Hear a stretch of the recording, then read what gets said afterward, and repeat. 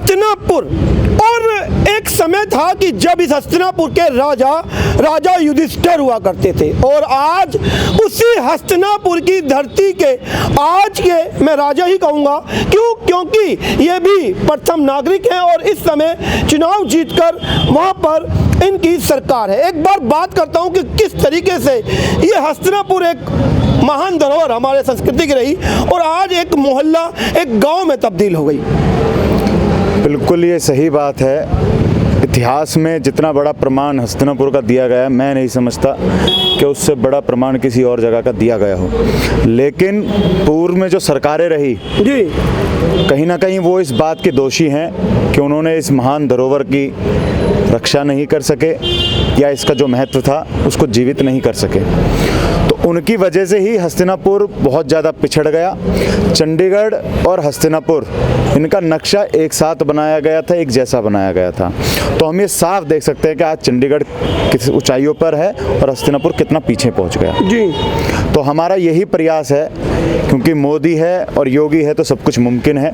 तो हम ये अपने माननीय प्रधानमंत्री और माननीय मुख्यमंत्री जी से ये अपेक्षा करते हुए हस्तिनापुर की महाभारत करवाने जा रहे हैं, ताकि उनका ध्यान इस हस्तिनापुर की तरफ आकर्षित हो और वो इसका विकास कर सके और इसका जो महत्व है उसको पुनर्जीवित कर सकें। और जो हस्तिनापुर का जो इतिहास रहा है वो जैन समुदाय में भी बहुत बड़ा रहा है और वहाँ पर काफ़ी बड़े मंदिर भी रहे।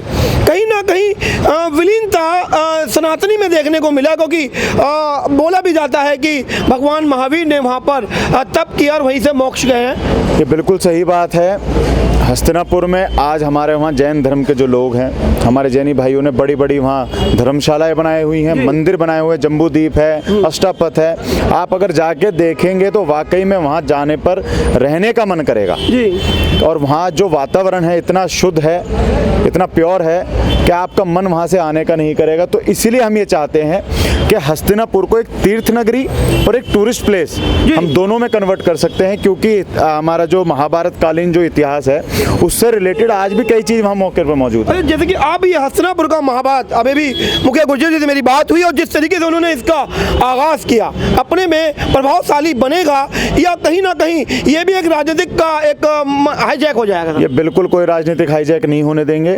हमारा सिर्फ और सिर्फ मोटिव एक इसके पीछे ये है कि हम ईमानदारी से सिर्फ अपने हस्तिनापुर के अस्तित्व को पुनर्जीवित करना चाहते हैं, उसका जो मान सम्मान है उसको लौटाना चाहते हैं। क्योंकि मैं हस्तिनापुर से ही जीता, मुझे मेरे जीवन की पहली विजय श्री मुझे हस्तिनापुर से माँ गंगा के आशीर्वाद से प्राप्त हुई।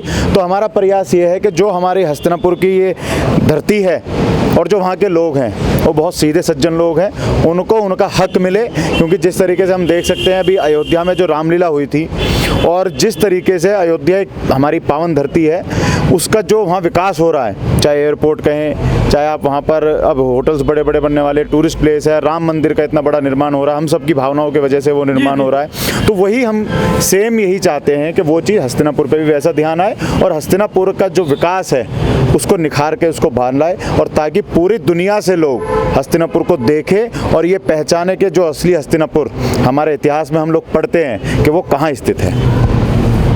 मेरी भी यही अपील रहेगी सुदर्शन के माध्यम से कि जिस तरीके से आज हिंदुत्व अपनी जागरूकता को परिपूर्ण कर रहा है और उसकी समाज में लाने का प्रयासरत भी है, हस्तिनापुर भी अपने में इतिहास में गौरवशाली रहा है और इसका मंचन आप लगातार दूरदर्शन पर देखते भी रहे हो। और ये भी इतिहास में पहली बार होगा कि हस्तिनापुर की महाभारत का मंचन जमीनी स्तर पर होने जा रहा है। यदि हस्तिनापुर में होगा ना, भी मंचन पहली बार वही होगा, पहली बार इतिहास में, दुनिया के इतिहास में अभी तक जो ये मंचन हुआ नहीं है, वो सिर्फ टीवी पे हुआ है। हस्तिनापुर की महाभारत की मंचन हस्तिनापुर में लाइव पहली बार होने जा रहा है। तो जिस तरीके से ये हस्तिनापुर की महाभारत का मंचन का आगाज हस्तिनापुर की पावन धरती पर विश्व के इतिहास में पहली बार होने जा रहा है, कहीं ना कहीं हिंदुओं को इस और अग्रसर होते हुए इसको भी समाज में लाएं और एक जो हमारी धरोहर विहीन हो रही है उसको कहीं ना कहीं हम बचा पाएंगे।